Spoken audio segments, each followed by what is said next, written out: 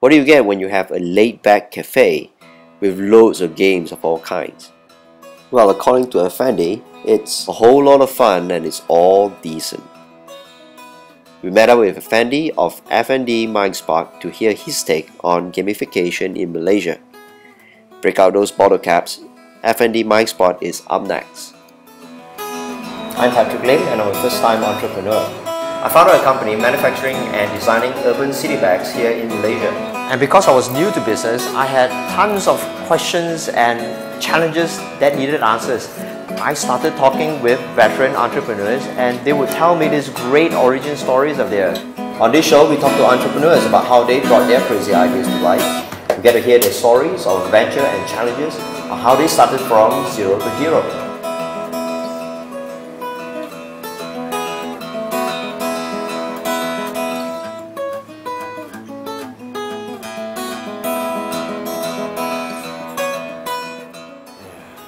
Right, Effendy. Okay, thank you very much for being on the show.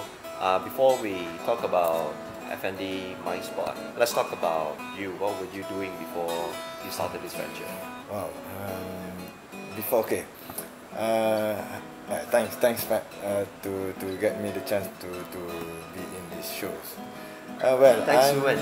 Thanks, Suwan of Culture Run. Oh, okay. So pointed me to you. Suwan are the one who introduced me. Okay, thanks, Suwan.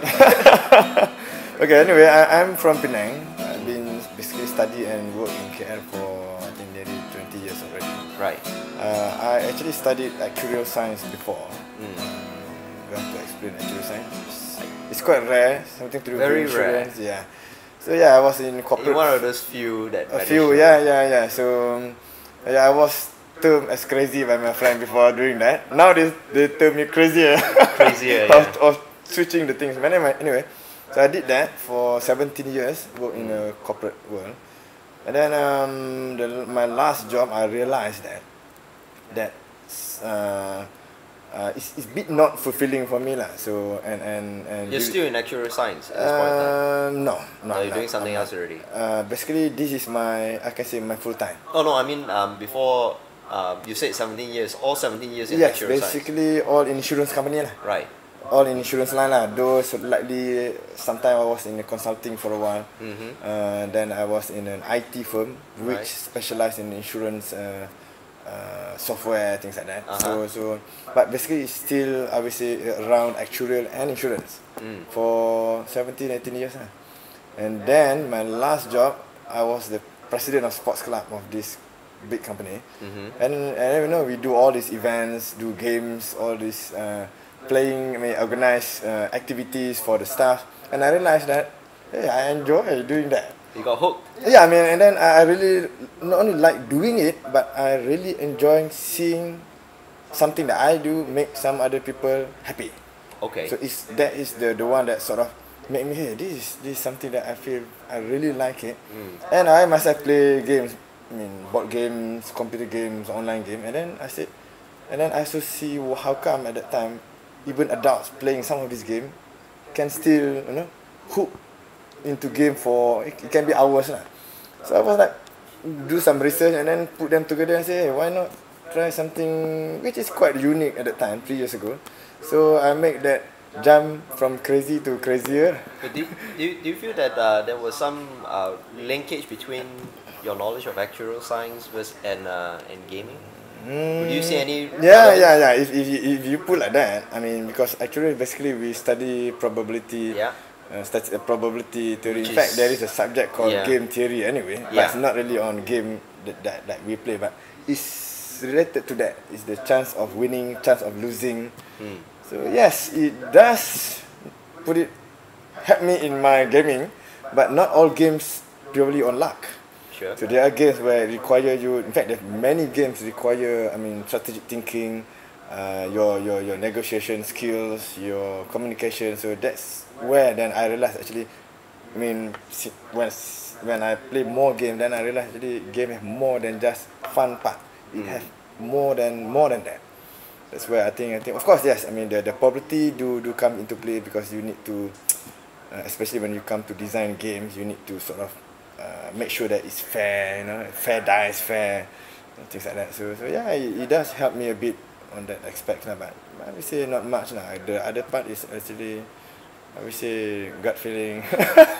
So at that point in time, I mean, looking at the type of games you have, these are not your conventional games you get from Hasbro or Mattel and stuff like that. These are like, you have Yeah, of some course, of designer course. games. Yeah. So were you already hooked on designer games back then, or? You mean before I start? Yep. Yes, but not this many. I mean, I do play Hasbro game. You mentioned even, I think everybody know Monopoly. Yeah. I would say, and then Risk.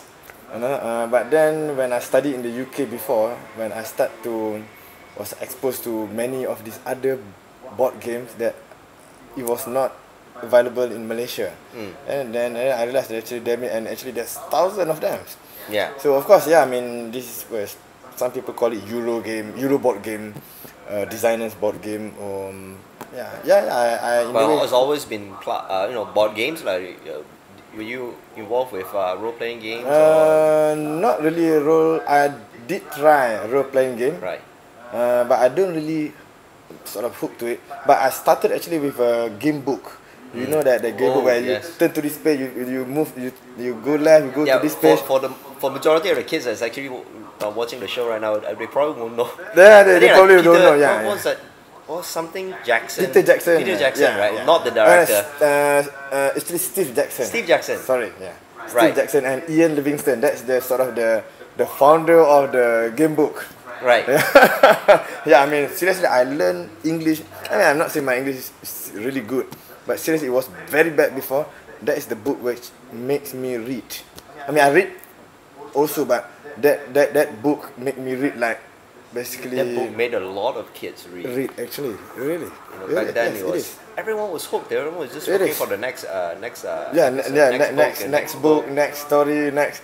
Yeah, people was exactly. People even some kids actually fight for it. So you're one of those lah. Yeah, I mean actually I started with that, Right. and then into the role playing game. It's not that I've tried, but not really. But then the computer game where, I mean, like Warcraft, I think Civilization, I think Age of Empire. I mean, if I can. I was hooked on Ultima for a very long time. Yeah, man. Yeah, Ultima. Though it's not on my top 3, but yeah, I mean, I play. So I sort of, from those experience actually that really lah. I mean, not only board games, the game book, the computer game. I mean, there must be something about game that actually make people can still play, whether they are 16 years old, whether they are 30 years old, or I know some even gamers that even above 40 that still play probably more board games lah, or some now online. I mean, social media games. So I'm sure when you were analyzing or researching on this business, right? You would have at least put some of your actual experience into calculating the risk factor of this.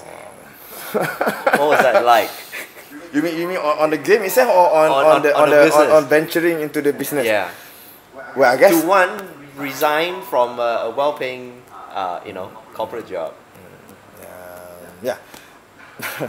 Well, to really put an actuarial skills there, I don't think so lah. If I say yes, then they probably have to make a new actuarial book on that subject. But as I said earlier, it still goes back to the probability theory lah. So yeah, I know that I was sort of quite high flyer in my last job. I'm sure because there's so little. Yeah, of it's you. quite rare. So in fact, if I can recall, I was the youngest VP in this big company. I was at early 30s. I was sort of VP at this multinational company. So quite good, and then have a very huge potential to go up, blah blah blah. That's one odds. then when I discover the potential of sort of making this power of game into business, it do have some at that time lower probability of making more money than if I continue with a day-to-day job. But I really saw the potential there, because I don't have to rely on luck alone. So I can chart how can I. So probably over time that if just talking about money lah, that probability of getting X amount of money will exceed the day to day, we come over and probably even more than what you can think lah. But I have to work a bit harder lah at the early stage. Yeah, I do that. Some probability, some of course I do, but not the actually projections lah. and Projection of course lah. I think you have to do that. Right. Especially convincing a lot of few people around me, which a bit concerned. I mean, I'm married. Yeah. Yeah. So with 4 kids now. So when you first started off, 3 years ago, how many kids were you? 3. You had 3 kids back then still. Exactly. So it must have been very difficult to convince. It is. Even my parents also like I mean, I'm not from I would say a wealthy background that already have millions reserved for me. Things like that. I'm not that. I mean, my father was an Air Force, retired Air Force. To convince them, so where they do shape the way I do things also. My parents give me. For them, they don't believe study is a guarantee for your future. Things like that. So I mean, sort of indirectly they teach me that. Right. So to convince them, not that, but they was looking at me like, "Are you sure?" Just that, But yeah, okay. But I guess my family and even myself lah, actually, to make that I'm going to take some risk to basically forgo the comfort lah, a bit the comfort. To convince yourself it would have been easy because you're looking at all the numbers and you have your gut feel, but it's not the number part lah. Yeah, it's not the number part. I am a very responsible man. So that is the part. If I am just a gang ho kind of thing, I probably easier. But it's the fact that I mean, I love my wife, I love my kids, and they are actually still small, growing up. Yeah. So I think the fact that I feel for them, that's, I would say, quite tough. I mean, the numbers, seriously, if just the numbers, I'll do that 5 years ago instead of 3. Sorry. If just based on the numbers, I'll do this 5 years ago. Oh, you mean you were instead of 3 years ago? I mean, I started this 3 years ago. You would have started much earlier. If you were just given based on opportunity. numbers. Based on numbers. So you're very gung ho. So I mean, you're very positive about the projections then. Well, I sort of saw this vision 5 years ago. Do some calculation, looks like enough, but I decided to hold for 2 years, and then only I started. But you choose to hang on for about 2 years lah. Because you wanted to make sure the kids family is taken care of lah. Some of the hutang clear a bit. Things like that lah, so that it won't be that big. So when you started, you are like, reasonably okay. So when you first started with that financially, right? What was? Do you had a long runway to work on, or you're like, shit, this better make it next month, or we're screwed, or? Not next month, but also not that long, because as I said, I basically based on purely my savings, right? And also some of my friends that actually, for some reason, they're willing to put some money to help me a bit. Though they mentioned because they know that I have family lah, just that. So they just make one sort of to see. So these are very very good friends of yours. It is, yeah. They're still, and I try to get loans, sort of loans lah. And at that time, seriously, to put this concept to the bank, I was from I know many bankers lah. Put it. Even a good friend from the bank was looking at me and said, "Effendy, I mean, what are you doing?" Yeah. I mean, they said if you open a restaurant or cafe, they sort of understand. But from the paper that I put, it's not. You're opening something else. Yeah. So some of them even say, "You nearly like putting a Facebook 15 years ago to us." Well, that's a comment, sort of a comment. I said way ahead of this is a compliment in a way. Right, yeah. So I decided maybe not. So in a way, actually I've tried lah. I mean, not much. I tried just in case, but then I think since I didn't get it, so I said never mind. If I get it, I still the stress of trying to pay the monthly installment probably make me more stressed out. Yeah, stressed out. So I said I just leave whatever it is. And in fact, for 1 year, I don't even have a signboard. I don't. Seriously, I mean, I thought, okay, where I want to go. So I just do. People say signboard is important, but at that time I saw that even I put the biggest signboard in the world, so nobody will know what I'm doing. Yeah, no one would understand. So I decided that's one of it. Where on top of the fact that I try to get someone to do it, I mean, they turned out to didn't do it, not even a quote. So I said, never mind. So I said, never mind. I saved that money for something else. Well, of course, now I have signboard already lah. Yeah. So was it easy to take money from friends? Actually, not. I didn't really ask actually.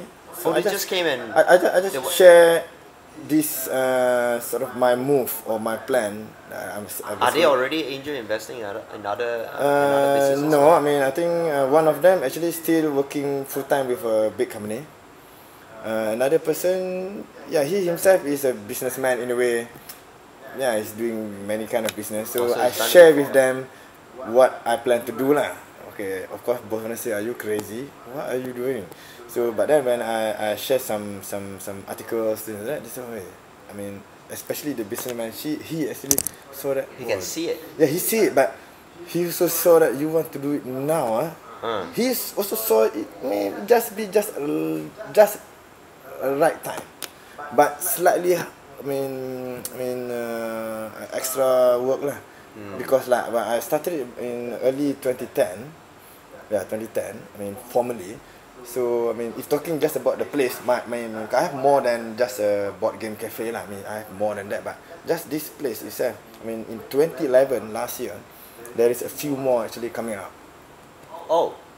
So when in 2010, I didn't say I'm the first one. The first one was actually the one that first tried to have a place to play games like this. Was back in I think many years ago. But I mean, I think that was just a bit too early lah. I think right. when they opened it. When I opened in 2010, it was just like it's a bit early, but it's coming up. Even there's few more game center around the world also actually start to come. Even I think the first one in Australia also, I think in 2011. I see. First one in Australia, 2011, and I think even in Canada, also I think there's first sort of board game where they still very niche to board game cafe where I actually cover broader subject of games lah. Not just games. So I mean, both of them sort of see it, just that they just put not much, as I said. Just I think just to help a bit on the. They say that just want to make sure my kids can have the meal. So yeah, I mean, thanks them. They've been helping not only on the monetary part. I mean, they've been supporting on the moral support. Even sometimes when I have some events, whatever, they actually they turn up. They turn up and even be my crew. Right. And so I mean I say that's the monetary part. Obviously I've tried to survive, but the moral support, that is what I think I've got a lot from people. Even from now, I got some regular customer that also actually on regular basis not only turn up but communicate with me, give ideas, give support, even ask me why don't I now start to go to Singapore or Indonesia. I say, alright, I want to, but like. So how long did it take before you finally convinced that organically business on a money basis is enough to cover, is enough to break even cost of operations? A few months lah. Oh, only managed a few months. That's not too bad. 6-7 months. I mean, though I want to do it. I mean, as I said earlier, about 5 years ago, and then I hold about 2 years. Yeah. So my final exit test is actually because that's what only me sort of saw that vision, things like that. Right. So I remember after I have all the calculation, after about 6 months or 6-7 months, then I said, okay, I will bring. Actually, what I did is I actually drove 3 people all the way to Singapore, because Singapore at that time have already a game center. I see. Like this. So I have a bigger vision, just that I just want to show them if I start with this center whether it works or what they face. So I bring them to Singapore, sponsor the trip, hotel over there, then went to that place, play games with them, and then hang out there, things like that. And in fact, they never know, even though I explained after we play, they said, "Oh, you are going to do place like this." They said, "It will be nice." Okay, they say nice lah.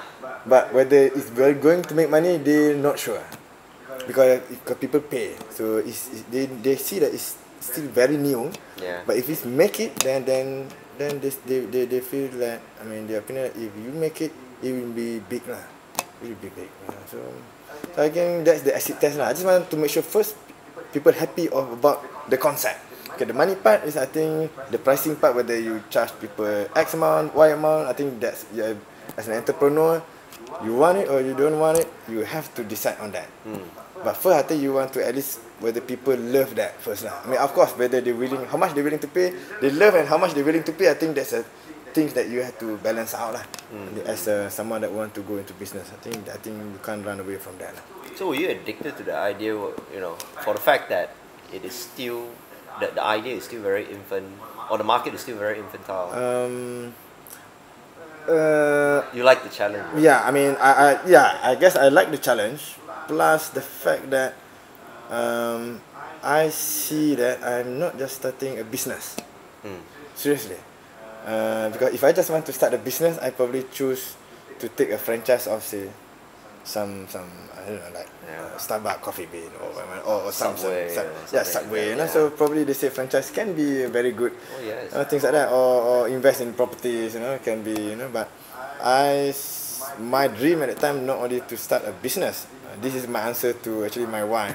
Why are you so sort of hard work and so engrossed coming up with this business? So I said, I'm sorry, I am not starting up a business. I am starting up an empire. Oh. So actually, I know it may sound like a true game master. It may sound like but seriously, if I just want to do a business, I'll do something else. Right. But I see that if I get this right, this will be big.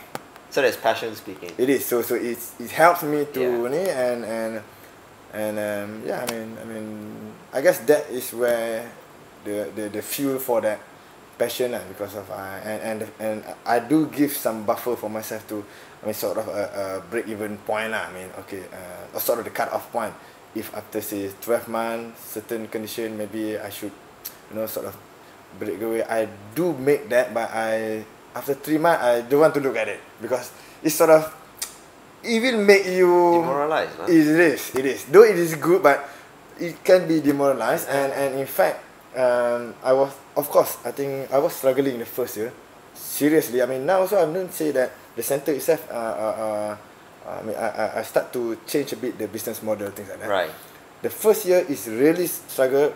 In fact, I remember after 10 or 11 months, I was sitting alone at this place, thinking again and review again certain numbers, and I was online and searched something, and I saw a big movement in the West, in the US, Canada, a movement about games. I mean, not only the game center, a movement where they coined a term, I mean, called gamification. Yes. Yeah. And there is a book as well. And in fact, it's bigger than that, and it's actually very consistent with what I saw. Which is when I do the research at that time, the book was not out yet, so it's not. So that was like in late 2010 lah. Yes. Late 2010 and early. So suddenly it was there, and then I buy the book, and somewhere last year I actually made. If you read gamification, I also made this Gabe Zickerman, the author of this. So it was like, so when I saw that this movement on gamification and all these game mechanics, blah blah blah, in the West, and they have even the gamification summit, all those kind of things. And I said, that is actually where I want to go. So now at least I have an example. I can tell somebody that it's something like that, but I'm not saying it's exactly that. But something like that, because they're based more on online game and social media game, where I a bit broader concept. They're also bringing gamification to you know, real life. Yeah. Even I started to do certain thing for some corporate. So basically, I've been doing it. Though may not be, I would say, big yet, you know, but so when after 11 months, when I saw that book and that movement in the West, I said, hey, I'm not that far off from what I know, but that thing haven't really come here yet. But good to know that, you know, you are sort of starting it here. You're the right spot. Yeah, I'm just at the right spot. So I think we missed this, you know, much earlier. But you know, what is FnD Mindspot? Oh, what does it stand for? Yeah. What's the business concept? Okay. We missed this much earlier. I know this much earlier. You see, actually, somewhere along the line, I actually sort of explained. Right. Yes. The roots of it is actually what I really saw that many years ago is that because FnD. Yes. Okay. The Mindspot is just, I would say, a coin word. Mind. I'm not really about game. I didn't really use the word game there. I just put mind because I saw that game can actually basically trigger your mind stimulate the mind in whatever form that you want. So the sport is just a place lah. I mean, sport not necessarily a physical place. It can be a sport in your mind. It can be what? But the FnD actually stand for fun and decent. So it's not your name lah. Coincidentally, so during the brainstorming session, we are starting to find all this word fun, blah blah blah blah blah, and then we try to put some of this, and then suddenly we saw because my vision is to actually like this. What we have been sort of showered before is that things that is fun are perceived not good, waste of time, indecent, especially when talking about games. And those things that are decent or good, like I mean, just put it like learning, reading, even doing chores, fundraising. I mean, just example, and perceived not fun. I've seen that only for certain people. Even the fact that creativity and innovation are only those that wearing big glass and just read book only can be creative. Cool people cannot be. So that's where the FnD come up is considered my name. It's actually fun and decent. So basically I just want to put the fun and decent together. So I said, who said a smart people cannot be who said a fun people, a cool people cannot be smart? Who said a smart people cannot be cool as well? So it's along that line that we actually though it doesn't mention games or whatever, but it's fun and decent. So the original concept was a boutique or a cafe for games, for people to come and enjoy board games and stuff like that. Anything that is involved with games. And you said that you evolved a little bit. So let's talk about the evolution. What has been the new focus right now? Okay, goes back to that vision just now. The fun, the fun and decent. What the vision at that time is actually is for me and for FnD Mindspot to promote the power of games. I mean, the power of game beyond just playing and fun. It's beyond that. Beyond that, applying games power into our day-to-day life, applying games mechanics, games play into corporate, applying games into NGOs, into certain objective. That is what I want to do actually. Which is the fundamentals of gamification. Exactly. So, however, speaking of that, on the Malaysian context, right? Where are we right now in terms of gamification? Adopting gamification. Oh, I mean, if you ask me that, I can nearly say that we haven't started. We've not started lah. Yeah, I can say that we haven't started. Though I can give examples later also when I can think of that there is an example of gamification already happening, but people probably don't realize it, or maybe half cooked. I mean a good example I can say a part of gamification is where like this bonus link when they have the royalty program when you collect points. Actually, that is a very small part of it. Where games about give rewards.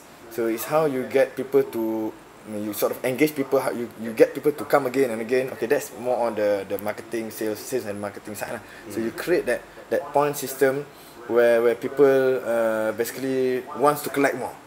Wants to collect more, and then once you reach certain level, you got rewarded whatever in the form of in different forms. The only thing is that royalty program only stop at rewarding, but games have more than that. Game also have I can quote an example. Game also have what they call leaderboard, right? Because if you collect bonus link points, you just know your point is say 30,000, but you don't see yourself with the 30,000 below or say against me. But when you can see that, say you are 30,000 and one of them is 3 million, you start to go, wow, come, my friend got 3 million. So it's actually touch further on that psychological part. I want to buy more just purely because you want to. How come you also want to know exactly how far can you go? How come that person that I didn't know that he have so much money to spend to earn 3 million, I have only 30,000. So it push you further to buy or whatever lah. That's on the sales and marketing side lah. So I will say Malaysia haven't started lah. Yeah. So it's just that some of it is there. It just You feel it's difficult to come up with a concept like that? With the mechanics of the engine of this type of gaming program? You asked me to come up with that. Do you need an actuarial diploma, a degree in order to get something like that? No, but I guess in a way creativity is also essential. Very essential. And of course, because if you want to use game to solve, say, to apply into, say, a corporate scenario, whether they're marketing or the branding or whatever, I would say beside the creativity, that's the games part lah. But I will say that you need also to understand the corporate world. Right. I mean, I'm not trying to downgrade all programmers, but I mean, many years ago there is an issue when programmers, those that study computer programming, honestly, they struggle a bit when it comes to brand, because they know how to program, but to program insurance software, they do not know nothing about insurance. So I would say understanding of what needs of the other side, I mean, corporate, the subject matter. Yeah, subject matter. I would say is in a way essential as well. So in a way you have to work as like a consultant kind of things, but not really. But that's where I think, because I was in corporate for 17 years, that's where suddenly I saw that. I saw from one angle that I was start to question why game was so powerful. Then I saw, oh, it's because of certain things. Oh, this actually from corporate point of view, oh, corporate need this. This the missing gap, that, or the missing approach, the missing process, or the missing techniques that sort of, you know. So probably the corporate can actually use these game things. Is it easy to convince corporate to do that? Consider the fact that these are all rank and files, and they're trying to protect their assets, protect their jobs. It is to convince them to say that, hey, let's talk about playing games as a strategy. Yeah. Are they convinced? No. Okay. That's why if I go to the corporate 3 years ago without this game center, right, they will say, right, you are a con man. So that is why I decide, after the study, I decide to do this game center, not only as a place for people to come and play game. This is our key R&D center, where we actually frequently we do pilot tests. yes, we select a student and play certain games, but have some like questionnaire. So we record these games are good at teaching people to do strategic thinking, communication, blah blah blah. So we sort of compile the database. So and then we also observe on the effect of the games to human behavior. So not all the time, but sometimes we actually even take photos. Why certain games make people do this? Why certain games do that? Why certain game good at getting people to show their leadership, things like that.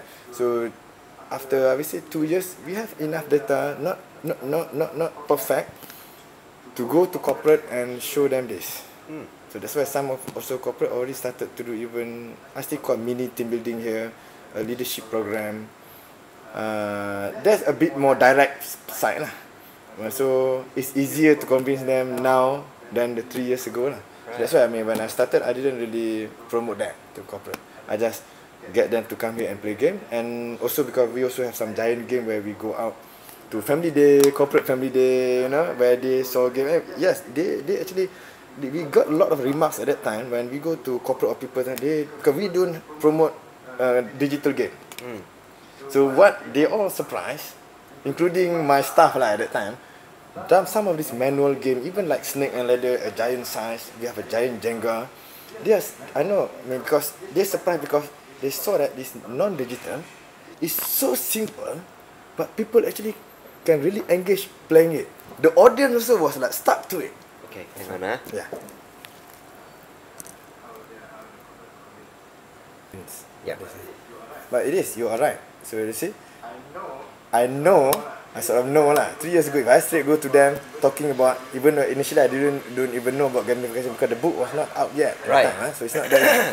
So I don't have the word, even to have a sexy word to sell to them as well. So I mean, the place, our 2.5 years experience of promoting games have helped a lot for us to learn further, and also to the people ask when we go to the last few months, people are calling us to design game for them as well. So they ask after we show we just tell the concept for 5 minutes, they're already convinced, because I think for some reason people believe game have that power. Yeah. But now the next question, who are you doing this? Because there is no real such thing of no degree in game development. Though now there is, I mean, few universities started to have that. I would believe so. Ever since It that is. book comes out, right? And Yes. then and it's something that's very big in the Western side. It is. Yeah, I mean, it's just that I don't promote much on the word gamification itself, because there is some element of that gamification but I think this is an evolvement of that concept. I mean, which is especially the fact that they focus more on social media and internet game, which I feel we should also focus. I'm not against it, but just I think we should see more human being than screens. Offline games. Yeah. You know, more human interaction. Yeah. Rather Exactly. than screen interaction. Yeah, I mean, not against it. It's just that I think we start to forget the powerful of that face-to-face and physical interaction beyond the social media, which I think kids nowadays forget about that. Or they were just literally born without even having that to begin with. It is. So yeah, so that's it's not really evolved. I would say it's more like a strategy that I take. Right. To not promote that game, the power of game of what 3 years ago. And nobody will buy that. Yeah. Seriously. Even now also I do face a challenge, but at least I have some proof. Yeah, you have something physical for them. Yes. For them to Some of them actually see. they said that sounds interesting. Yeah, man, can we come to your place? Right. So they come here and then they saw and then they play some game and then realize, hey, yeah. It's So working. yeah, sometimes they even take our traditional game like congkak serbang, so they realize actually they played it before, but because they haven't played for 15 years, when they played they say, hey, They never played it with you around lah. yeah, in a way Literally lah. In a way lah, like congkak. I mean, some of them when they play again after 15 years, they realize hey, actually congkak is a very good maths game. Yeah. I mean, in that way lah, so I'm glad lah. I mean, but it's a hard work to convince people things like this lah. So things like Uphill this. battle. So what would be the top 3 things that you share to someone who wants to come up with a really crazy idea as a business venture? Something like what you have done. What You would be mean the top 3 things you would share? top 3 things to share? What are the idea, or is it how to come up with the idea, or what? If they have a crazy idea and something that is as crazy as this. Okay. I see. So sort of advice lah. Yeah. Sort of advice. It is. If your idea is so crazy, and even you yourself will say, oh, most probably you will see that, oh, am I going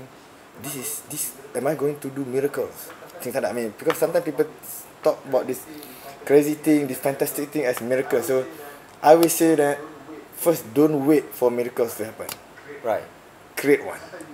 Because sometimes you wait for the opportunity, until you get this opportunity to see the Prime Minister, only you can share it. Some of this great example, you want to wait until you get 1 million for you to start it.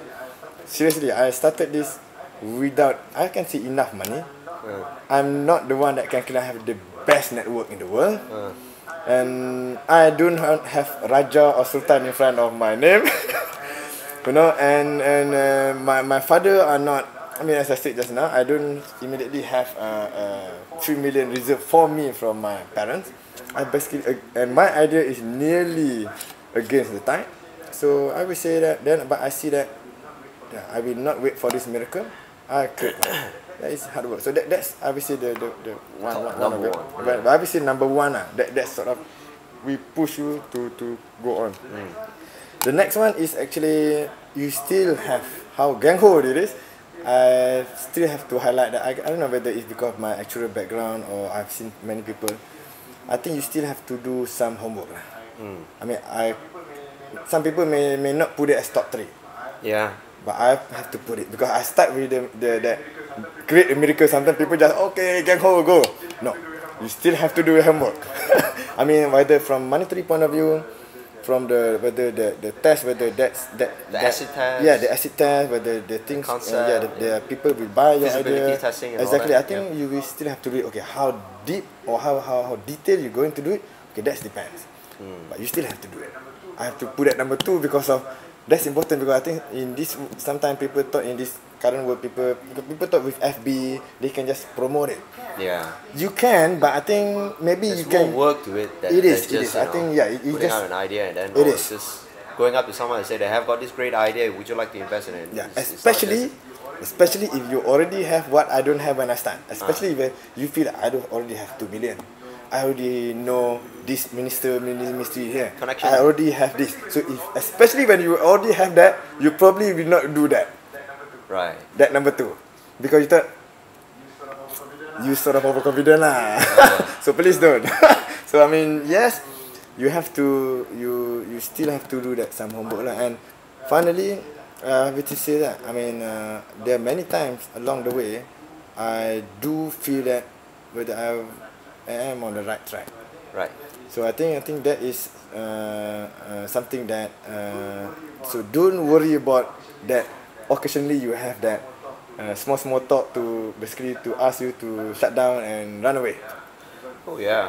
because that in a way You get that a lot. I get it is. that a lot. I think you probably get a lot. A lot of it. So don't worry about that, because some people that once they start then twice three they say, oh, that's it, I believe it.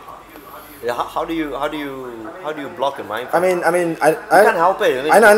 The lizard part of your brain is like. But my point is that not for you to block it.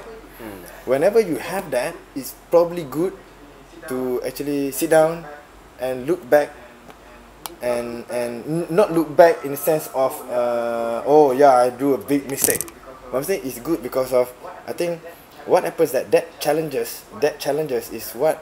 Okay, I'm trying to be a bit scientific. Not scientific, like sounds like a scientist. They usually just also, last time I don't have this word, but now I have this word.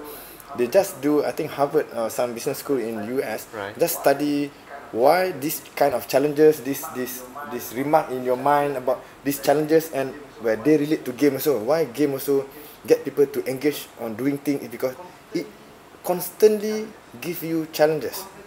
It constantly fail you. Sometimes when you play game, I mean, besides the mind on that trigger, that negative thought on your mind, that also was built in many of these games. It creates obstacle. It creates challenge. I mean, you don't have to actually, for example, play like this Dracula, example, this Dracula. The challenge of this is to find Dracula. I mean, in real life, you don't go out there and find, I mean, sort of difficult things, obstacle to me. You just want to have a happy life. Yeah. But games create that obstacles. And that's the major. But this minor obstacle, scientifically they may trigger this hormone called dopamine. Yes, dopamine. I mean, yeah, I think it was known before. It's just that I think now they make it relate to game somehow. That small challenges, that negative thought in your mind will trigger that, because if you see that as a challenge, then you trigger further dopamine to boost your energy further. So I would say it's good. But is that first 2 is very important lah. The belief, the first one is the belief that you will create this miracle. The second one, you underlying homework, because whatever it is, if you have that homework right and then you put a check, I think say the third one is just create more energy lah. Just change that negative thought to energies lah, rather than seriously I don't want to say that please don't think negatively lah. How can you stop that? I will not say stop it. But I think this negative or these challenges, I think that's why people go and ride roller coaster. Seriously, Right. from common sense, why you go up, Yeah. right? The scary jump off a ride. plane. Exactly. Why people do that? I mean, I think I will say it's the same thing with that negative thought. So take it along, and then convert it to a positive energy lah. It will be better. I can say that. Last question. Where do you feel FnD Mindspot is right now? 0 hero. Actually this year, right now we are working on I would say we are nearly to that vision that I have earlier. The vision that to promote to people the power of game, where I mean, from business point of view, product, we want to design games, not necessarily physical game like this, but built-in games, play game mechanic into whatever are day-to-day government, corporate. Yeah, we started to get attention from corporate, and in fact, right now I am waiting for the launching of our, I can say the first disaster management game we designed for Mercy Malaysia. It's a disaster management game because their problem is funded by PricewaterhouseCoopers. I can say it because it was not secret now anymore. It's done. So now just I think waiting for some I think end of this month or next month. So that is a game. It's a showcase that how can game can help Mercy sort of activity to teach and to promote people how what to do in the face of disaster. So and obviously inshallah they will try to promote to other NGOs in the world. So I will say nearly there, and I will say that game is actually a showcase for us to promote further. And I will say that gamification, or seriously we don't call it gamification, I call it fun tech. Ah, okay. That's Fun a nice coin. technology. It's a technology. It's a platform where you try to improve things. Yes. Fun. So the fun In a fun tech way. It's a fun way. So our fun tech tools is games. So we are there. We are there. It's just need to bit more promotion from, and good that our cooperation, that first game come up with Mercy Malaysia and PricewaterhouseCoopers. So I will say that should be a breakthrough for us and also for Malaysian. Great. Okay, so thank you very much. I really appreciate it. Thank you very much. All right. Do come again. I will. Okay.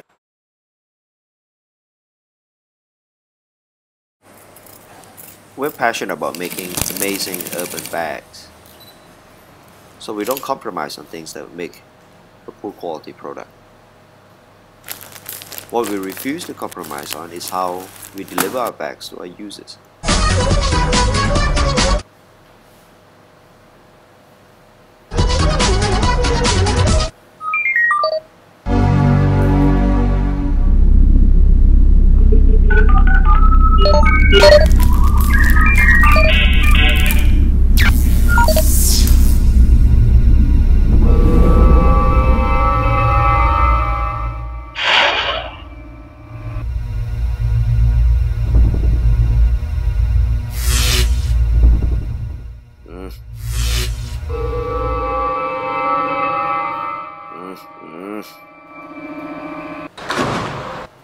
Because getting the bags to our users on time and securely is what completes our definition of a truly amazing quality product.